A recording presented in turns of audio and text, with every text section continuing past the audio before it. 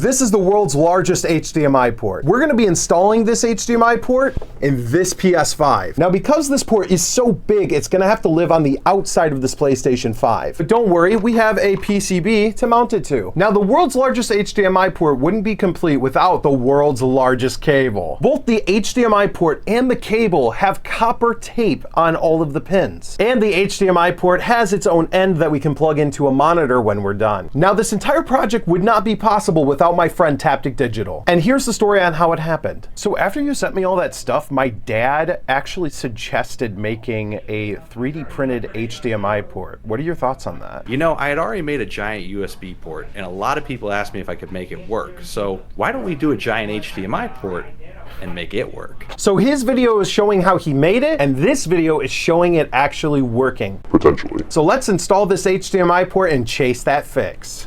Now, because we don't know if every single pin matches up to the exact pinout on this port, we're gonna have to diode test this port. Now, I got this fantastic HDMI breakout board, so I'm gonna go ahead and check all of the pins and see how they match up. After diode testing, this is what I came up with. So for instance, we'll imagine that this board here is our breakout board. This is our HDMI cable soldered onto our PS5. So what I did was I matched up pin 1 with pin 1, pin 2 with pin 2, and so on. So in this direction, this is how they match up to the board. Now here's the deal. This is what we need to do to try to get this working. Basically, we have to reverse engineer this entire design. The reason is because we don't know which pins match up directly to the board. To get this right, we need to plug the male end into the female. Now, because this HDMI prototype is so fragile, we have one shot to do this.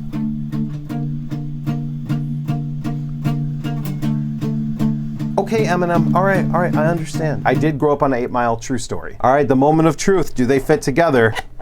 They're not going together. Why are they not going together? All right, let's remove the PCB. Okay, let's try this again. We have to move it up and down to get the pins to fit just right. Okay. Oh, it's a really tight fit. Okay, let's push it all the way. Come on.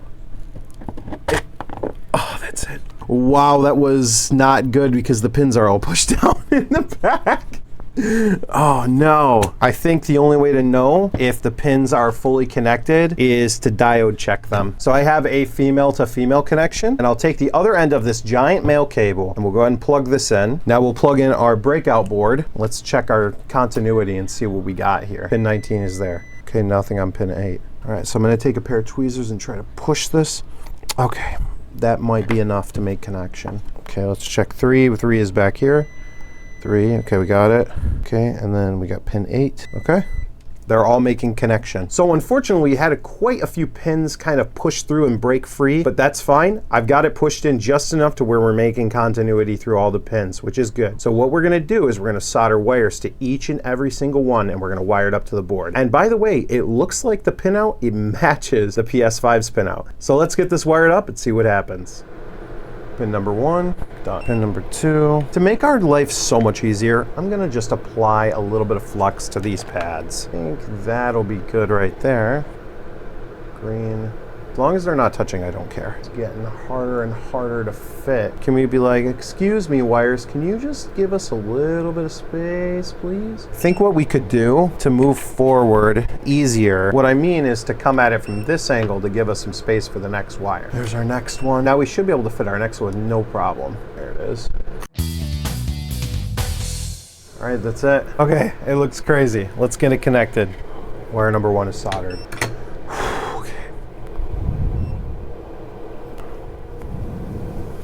Green. That's it. It's done.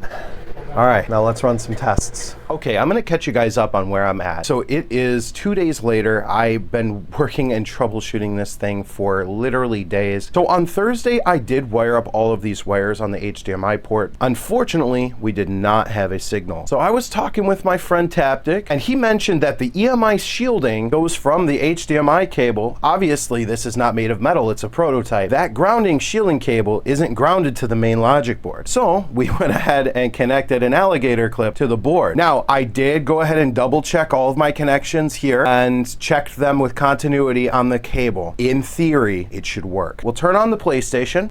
Okay, PlayStation's turning on. And then if we get a white light, we'll go ahead and switch the HDMI signal. Come on, show me a signal. Okay, let me double check my connections. Okay. All right, so we have alligator clip connected to the ground on the EMI shield directly to the console. Let's turn it on. Okay, console turns on, that's good. So let's go ahead and kind of wait for it to go to white light, but let's switch to HDMI on the screen. Come on, give us a picture, give us a picture. Come on. Give us a picture, man, give us a picture. Okay, we got white light on PS5, nothing. Come on, dude. Oh my gosh, dude, it freaking works! Yes, dude, we freaking got it! Yes, dude! The freaking world's largest HDMI port and connector works, man! So Taptic does not know that this thing works, and we're gonna get him on a video call right now and show him and see his reaction. So listen, I've been hiding a secret from you. What secret?